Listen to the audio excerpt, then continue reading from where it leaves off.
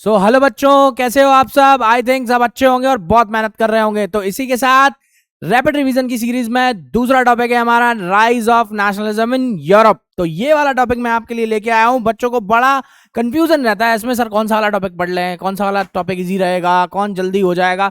मैं पूरा का पूरा चैप्टर ही आपको रैपिडली यहाँ पे खत्म कराने वाला हूं 15 से 20 मिनट के अंदर। तो अगले 15-20 मिनटों में आपको समझ में आ जाएगा कि नेशनलिज्म इन यूरोप में क्या क्या इंपॉर्टेंट है हमारे लिए। तो अगले 15-20 मिनट तक थाम के रखिए अपने आप को और आंखें होनी चाहिए आपकी सिर्फ स्क्रीन पे। चलिए स्टार्ट करते हैं बिना टाइम वेस्ट करे। तो सबसे पहले ये समझते हैं कि भाई नेशनलिज्म इन यूरोप के अंदर जो नेशनलिज्म हमें देखने को मिल रहा है वो है क्या। तो वो सिंपल सी अगर मैं बात यहाँ पे आपको बताऊं तो वो है नेशन स्टेट्स। हमें क्या देखने को मिल रहा है, नेशन स्टेट्स। क्या लिखा हुआ है, लिखा हुआ है कि during the 19th century the idea of nationalism made changes in political and mental world of Europe.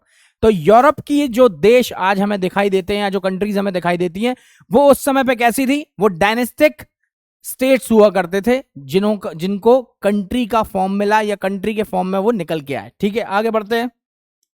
अगला टॉपिक है फ्रेंच रेवोल्यूशन। सबसे पहले फ्रेंच रेवोल्यूशन के थ्रू ही लोगों को समझ में आया कि एक देश कैसा हो सकता है, एक नेशन कैसा हो सकता है। तो क्लियर एक्सप्रेशन हमें कहां देखने को मिलता है, फ्रेंच रेवोल्यूशन के अंदर। दूसरी बात, कौन कौन से ऐसे स्टेप्स लिए गए फ्रेंच रेवोल्यूशनरीज के द्वारा जिसने के कलेक्टिव आइडेंटिटी के सेंस को क्रिएट किया फ्रेंच के लोगों के अंदर। तो देखते हैं क्या क्या है भाई। देखिए यहां पे ये सारी चीजें लिखी हुई हैं, इनको एक बार आप नजर मार लेना, एक बार दिमाग में बिठा लेना। Idea of la patrie and le citoyen मतलब फादरलैंड एंड सिटीजन का concept. New French flag, tricolour flag लेके आए। State general was elected and renamed as national assembly. New hymns composed and oath taken. Centralised administration system आया। Internal custom duties को हटा दिया गया। Uniform system of weights and measures को introduce किया गया और फ्रेंच को एक कॉमन लैंग्वेज बना दिया गया ताकि लोगों के अंदर कलेक्टिव आइडेंटिटी का जो सेंस है वो जनरेट हो सके। आगे बढ़ेंगे। अब बात आती है यहां पे एक इंपॉर्टेंट टॉपिक निकल के आता है, नेपोलियनिक कोड या हम जिसको कहते हैं सिविल कोड। ठीक है, तो इस पे क्वेश्चन बहुत बनता है।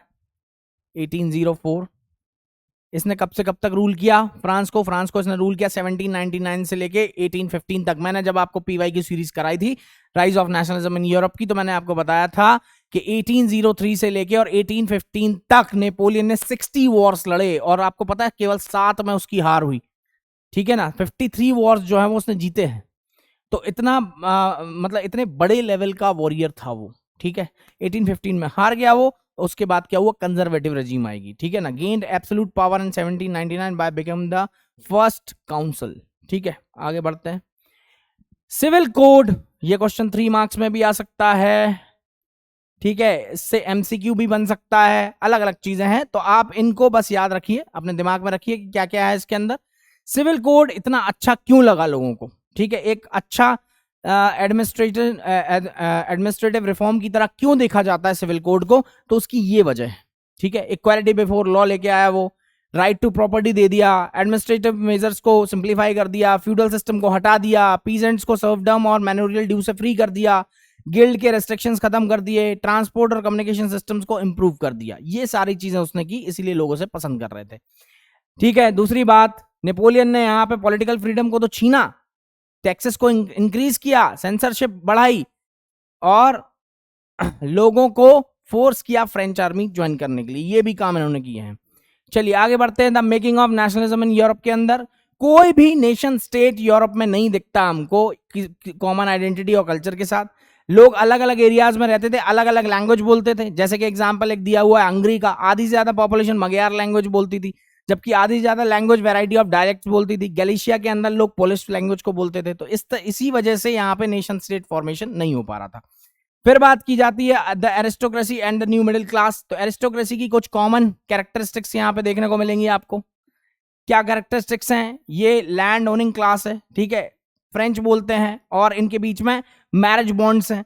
ठीक है, न्यूमेरिकली स्मॉल ग्रुप है बट इनके पास वेल्थ बहुत ज्यादा है, इसीलिए ये रूल कर पा रहे हैं। ठीक है। पीजेंट्री की अगर मैं बात करें तो मेजॉरिटी ऑफ पॉपुलेशन कैसी है, पीजेंट या फार्मर क्लास है। मिडिल क्लास में बात करें तो सोशल क्लास निकल के आई एक, ठीक है, जिसका टाउन्स में बहुत ज्यादा ग्रोथ देखने को मिला। ठीक है, इसी से कमर्शियल क्लास निकली जो कि एजुकेटेड भी थी और वेल्दी भी थी। इन्हीं लोगों की वजह से जो आइडिया ऑफ नेशनलिटी है वो पॉपुलर हो गया यहाँ पर। ठीक है, फिर लिबरल नेशनलिज्म का मतलब क्या है, तो लिबरल नेशनलिज्म की अगर मैं बात करूं तो freedom for the individual and equality for all before the law. ठीक है, end of aristocracy and the clerical privileges, ये चाहता है लिबरलिज्म की खत्म हो जाए। एक कॉन्स्टिट्यूशन चाहता है, रिप्रेजेंटेटिव गवर्नमेंट चाहता है पार्लियामेंट के थ्रू। इकोनॉमिक स्फेयर में बात करें तो लिबरलिज्म के अंदर क्या है, freedom of markets, market free कर दो आप, तो कोई देखो। फ्री का मतलब ये नहीं कि सारी चीजें फ्री में मिल रही है, फ्री का मतलब ये है टैक्सेस कम कर दो, बैरियर्स हटा दो, टैरिफ्स घटा दो, ये सारी चीजें। ठीक है, यहाँ जॉल्वेरिन की अगर मैं बात करूँ 1834 में एक ऑर्गेनाइजेशन है, एक यूनियन है, जिसने क्या किया, टैरिफ बैरियर्स को हटाया और करेंसीज को भी कम किया। ठीक, चलो आगे बढ़ते हैं। Conservative regimes after 1815, conservative regime क्या है, नेपोलियन की जब हार हो गई, नेपोलियन हार गया बैटल ऑफ वाटरलू में, तो उसके बाद क्या हुआ कि जो उस टाइम के पावर्स हैं यूरोप के अंदर, प्रूशिया, ऑस्ट्रिया, ब्रिटेन, रशिया, इन लोगों ने डिसाइड किया कि नेपोलियन ने जो भी चेंजेस किए थे उनको अंडू कर देंगे हम, और हम क्या है, जो हमारे एस्टेब्लिश इंस्टीट्यूशंस हैं उनको वापस से रिस्टोर कर देंगे सोसाइटी के ऊपर। तो यहाँ पे क्या किया गया, बॉर्बन डायनेस्टी के किंग को रीइंट्रोड्यूस कर दिया गया, यानी कि चार्ल्स 10th को क्या बना दिया गया, राजा चार्ल्स 10th। ठीक, सीरीज ऑफ स्टेट क्रिएट कर दिया गया फ्रांस की बाउंड्री के ऊपर, ताकि फ्रांस कभी दोबारा से एक्सपांड ना कर सके। जर्मन कन्फेडरेशन को टच नहीं किया गया। ट्रीटी ऑफ वियना है ये, ट्रीटी ऑफ वियना कब साइन हुई थी, 1815 में। और ट्रीटी ऑफ वियना को होस्ट करने वाला व्यक्ति कौन है या पर्सन कौन है, ड्यूक मैटनरिच। कौन था वो, ऑस्ट्रियन काउंसलर। और कौन कौन लोग थे ट्रीटी ऑफ वियना में, ट्रीटी ऑफ वियना के अंदर थे रशिया, प्रूशिया, ऑस्ट्रिया और ब्रिटेन। ठीक है, ये लोगों ने मिलकर ये ट्रीटी साइन की थी। रेवोल्यूशनरीज, अब बात आती है रेवोल्यूशनरीज की। तो मोनार्कियल फॉर्म ऑफ गवर्नमेंट्स को अपोज करने के लिए यहां कुछ लोग आगे आएंगे जिनको हम रेवोल्यूशनरी कहते हैं। ठीक है ना, उनको चाहिए इलेक्टेड गवर्नमेंट। सबसे पहला नाम जो आता है वो आता है जूसेफ मजीनी का। जूसेफ मजीनी जो है वो 1807 में जिनेवा में पैदा हुए। ठीक है, एक सीक्रेट सोसाइटी बनाई कार्बोनारी में। ठीक है, दो इसकी सोसाइटीज हैं जो बहुत फेमस हैं सीक्रेट सोसाइटीज। एक है यंग इटली मार्सलेस, और दूसरी है बर्न के अंदर यंग यूरोप। ठीक है, और यूनिफिकेशन ऑफ इटली में बिलीव करता था, मतलब ये चाहता था कि Italy as a republic country बन जाए। ठीक, आगे बढ़ते। The age of revolutions 1832 1848, 1832 1848। देखिए, इस वीडियो का या इस सीरीज का जो मेन एम है वो है आपको crux of the chapter provide करना, है ना। तो आप यहां पे बिल्कुल ये ना सोचे कि सर बहुत लंबा चौड़ा एक्सप्लेनेशन देंगे, नहीं। मैं आप सबको सिर्फ एक क्रक्स देना चाहता हूं टॉपिक के अंदर। आप टच करते चलिए टॉपिक, आप देखिए आपको कितने कम समय में आप रिवाइज कर पाएंगे। ये एबिलिटी आपकी जगाने के लिए ये सीरीज लाई गई है कि आप ये समझ जाएं कि मेरे अंदर भी एबिलिटी है कि मैं 10 मिनट में 5 मिनट में चैप्टर जो है वो रिवाइज कर सकता हूं। ठीक है, तो जुलाई की अगर मैं बात करूं तो एज ऑफ रेवोल्यूशंस जो है वो जुलाई 1830 से स्टार्ट होती है। When France sneezes rest of the Europe catches cold, ये वाली कहावत हमने सुनी है, किसने बोला था, ड्यूक मैटनरिच। ये क्वेश्चन एमसीक्यू में पूछा जा सकता है आपसे। ठीक है, तो जुलाई 1830 में क्या किया गया, फ्रांस में बॉर्बन किंग जो था उसको ओवरथ्रोन कर दिया गया और कॉन्स्टिट्यूशनल मोनार्की सेटअप की गई। किसकी लीडरशिप में, लुई फिलिप। ठीक है, बेल्जियम जो है वो अलग हो गया किससे, नीदरलैंड से। ग्रीस जो है वो ऑटोमन एम्पायर का पार्ट था 15 सेंचुरी से लेके अभी तक, और यहां पे उसने क्या कर दिया, इंडिपेंडेंस स्ट्रगल चालू कर दिया। ठीक है, ट्रीटी ऑफ कॉन्स्टेंटिनोपल 1832 ने क्या किया, ग्रीस को एक इंडिपेंडेंट नेशन के फॉर्म में रिकॉग्नाइज कर लिया। चलिए आगे बढ़ते हैं। The romantic imagination and national feeling, एक कल्चरल मूवमेंट है रोमांटिसिज्म। अगर पूछा जाता है आपसे कि रोमांटिसिज्म क्या है, तो आप लिख सकते हैं कल्चरल मूवमेंट है, जिससे क्या करेंगे, एक particular form of nationalist sentiment को डेवलप करेंगे, ग्लोरिफिकेशन ऑफ रीजन को क्रिटिसाइज करेंगे एंड साइंस। ठीक है, and focused instead on emotions, intuition and mystical feelings. German philosopher यहाँ पे जोहान गॉटफ्राइड हर्डर जो है वो इन्होंने क्या डिस्कवर करने की कोशिश की, जो रियल कल्चर है, जो फोक कल्चर है। तो उन्होंने बताया कि अगर आपको रियल कल्चर देखना है किसी भी देश का, तो उसके कॉमन लोगों में दिखाई देगा वो आपको।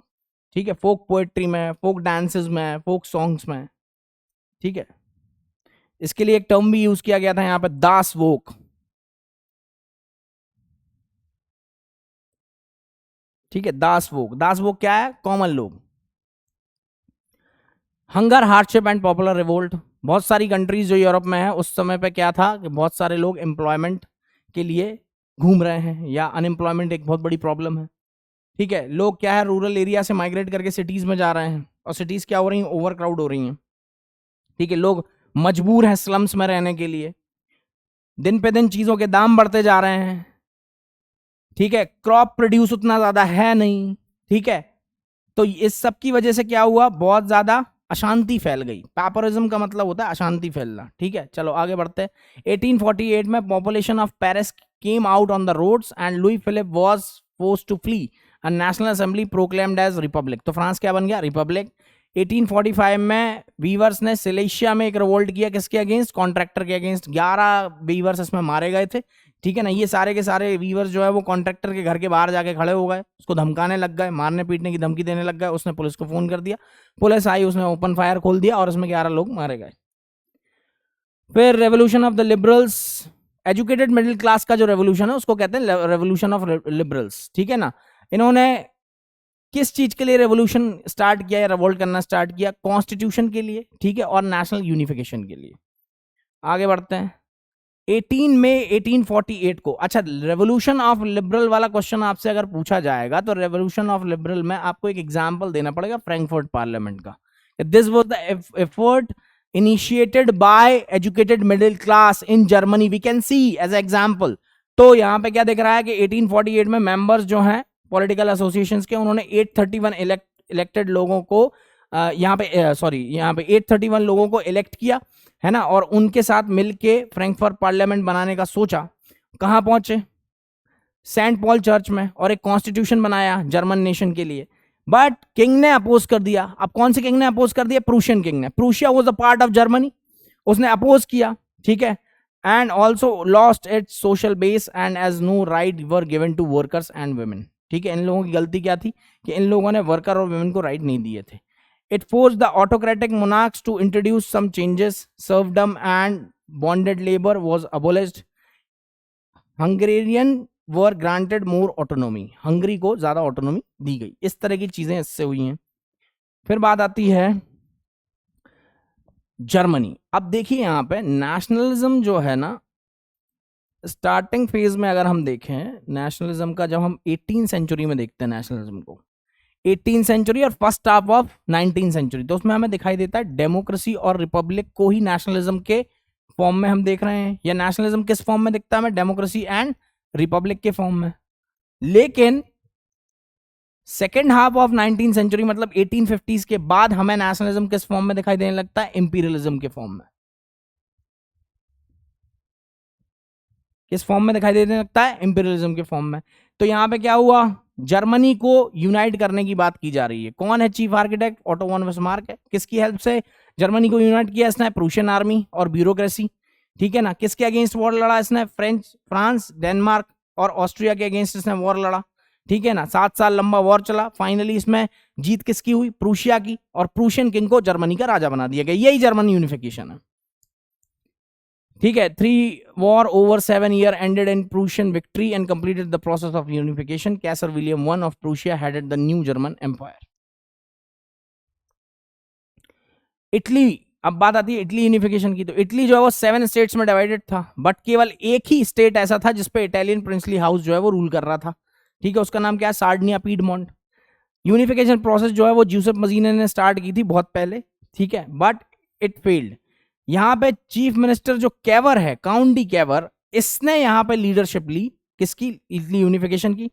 जूसेफ गैरिबल्डी की हेल्प ली इसने। ये कौन था? एक सोल्जर। इसने आर्मी बनाई, वॉलेंटियर आर्मी बनाई। ठीक है, और उस वॉलेंटियर आर्मी की हेल्प से इसने क्या किया? जो अदर लोग रूल कर रहे थे, जैसे Bourbon king of Spain rule कर रहे थे, है ना, ऑटोमन यहाँ पे ऑस्ट्रियन हैब्सबर्ग एम्पायर रूल कर रहा था, बॉर्बन किंग्स रूल कर रहे थे, इन सबको हटा दिया इटली से, और 1861 में इटली यूनिफाइड हो गया। फिर हमें ब्रिटेन का एक केस देखने को मिलता है, स्ट्रेंज केस। स्ट्रेंज केस इसलिए बोला गया क्योंकि ब्रिटेन जो है ना वो प्रोपगेशन ऑफ इंग्लिश कल्चर की वजह से एक नेशन बन गया। ठीक है, प्रोपगेशन ऑफ या डोमिनेशन ऑफ इंग्लिश कल्चर की वजह से 1688 में इंग्लैंड को as a nation state form किया गया था। English parliament seized power from monarchy. Act of union के थ्रू इन्होंने क्या किया, United Kingdom of Great Britain बनाया। 1801 में आयरलैंड को फोर्सिबली ब्रिटिश यहां पे यूनियन में शामिल कर दिया गया। एक नया ब्रिटिश नेशन बन के तैयार हुआ, जो किस वजह से बना है, propagation of a dominant English culture. ठीक है, फिर बात आती है विजुअलाइजिंग द नेशन, यानी कि एलेगरी की बात कर रहे हैं। तो एलेगरी की अगर मैं बात करूं तो मैरियान, ठीक है ना, यहाँ पे, और जर्मेनिया, जर्मनी, दो लोगों के नाम आपको दिखाई देंगे, ठीक है ना। मैरियन इन जर्मनी, ठीक है ना, become the allegory. Sorry, Marianne जो है वो फ्रांस में है और जर्मेनिया आपकी जर्मनी के अंदर। तो पर्सोनिफिकेशन दिया गया है कि किसी भी मतलब देश को हम कैसे पर्सोनिफाई कर सकते हैं। जैसे इंडिया को हम पर्सोनिफाई करते हैं किस फॉर्म में, भारत माता के फॉर्म में, ठीक है ना। तो एक ह्यूमन फिगर बना देना नेशन को, ये चीज एलेगरी कहलाती है। ठीक है, nations were portrayed as female figure, allegory. The female form that was chosen to personify the nation did not stand for any particular woman in real life. Rather, it sought to give the abstract idea of the nation a concrete form. नारी शक्ति जैसे बहुत concrete होती है, इसी तरह से देश भी एक कॉन्क्रीट फॉर्म में दिखाई देता है, बहुत मजबूत है। चलिए आगे बढ़ते हैं।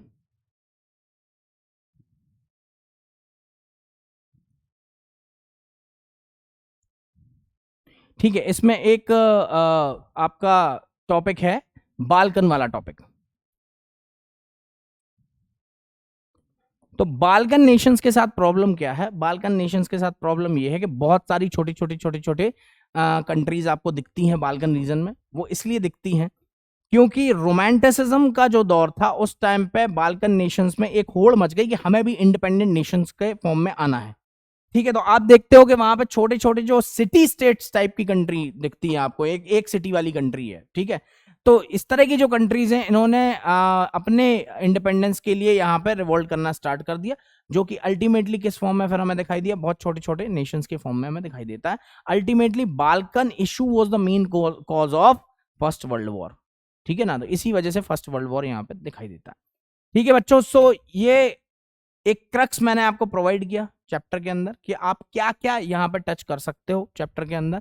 ठीक है, क्या क्विकली आप रिवाइज कर सकते हो। इस सीरीज का जो ऑब्जेक्टिव है वो यही है कि जब आप रिवीजन करने बैठोगे और आपके पास बहुत ज्यादा समय नहीं है, ठीक है, आपको जल्दी से रिवाइज करना है और कॉन्फिडेंस भी बिल्ड करना है अपने अंदर कि नहीं नहीं मुझे ये चैप्टर आता है।